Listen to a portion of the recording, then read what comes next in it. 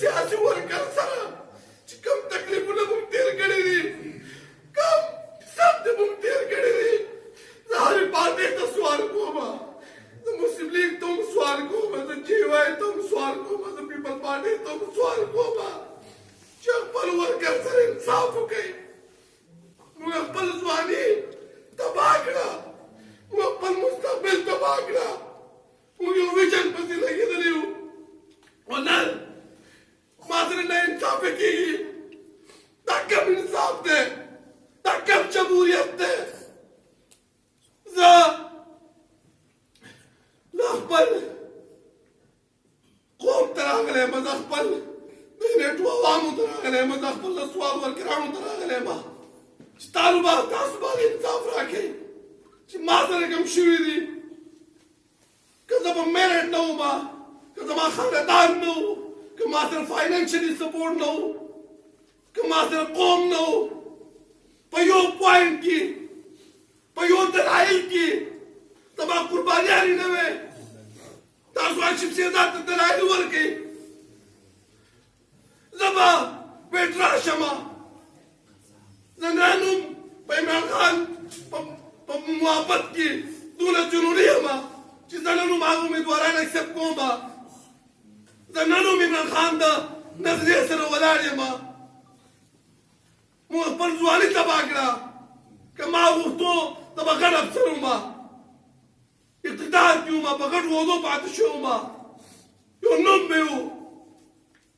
زه به چېرته افسر وم، تنخوا به مې اخیستو، زه به ناست وم. دا تحریک انصاف لپاره قرباني ورکړه، د عمران خان د ویژن لپاره قرباني ورکړه. او تاسو راسره دا چل وکړو. که تاسو فیصلې بدلوئ، بېګا هم بدلې شوي دي، بېګا هم بدلې شوي دي. زه د هغو فیصلو خلاف نه یم، زما وروڼه دي، ورکران دي، د هغوی ته مبارکباد پیش کوم. خو تاسو هاشم شهزاد تاسو ټوله کمزوری ښکارېدو. که تاسو خپل ذاتي حیثیت او په آزاد حیثیت سره ولاړ وئ، په منسټران شوي وئ، ما به تاسو ته دا وې چې ټیک ده، زه یو غریب سړی یم، زه د کوهستان بیلټ نه د اتروړ یو غریب کمزوری کس یم، زما دا حیثیت نشته. زما دا خواهش و چې زه د کوهستان بیلټ نمایندګي وکړم، زما د حلقې نه، زما د قوم نه، چې دا ژبه په دیر کې هم ویلې کېږي، په کمراټ کې ویلې کېږي. زموږ چېرته MLA نه و راغلی، زموږ چېرته قومي اسمبلۍ ته اواز نه و رسېدلی. زما دا خواهش و چې زه د کوهستان قوم نمایندګي وکړم، خو ما سره دا ظلم وشو. آخرنۍ دا خبره کوم خپل ټول قوم ته، خپل ټول عوامو ته، چې زه چونکې زما قائد په جیل کې دی، په عمران خان ډېر مین یم، زما خاندان پې ډېر مین دی، زما ډله پې ډېر مین دی، زما ملګري پې ډېر مین دی. هاشم شهزاد په 18 کې هم قرباني ورکړه، په میر ټکټ کې هم قرباني ورکړه. اوس هم زما قائد نه دی خبر دی فیصلې نه. هغه غریب په جیل کې دی، هغه باندې تکلیف دی، هغه الکټیبل د وجې نه دې حال ته ورسېدو، او تاسو راپسې نور الکټیبل راولئ.